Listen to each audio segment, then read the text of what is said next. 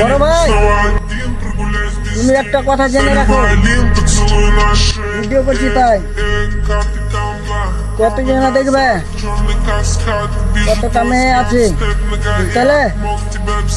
ঈদ আসবে তো কি করবে জানো? 5খানটা শাড়ি দেখবে, 5খানটা কাপড় দেখবে, বুঝতে?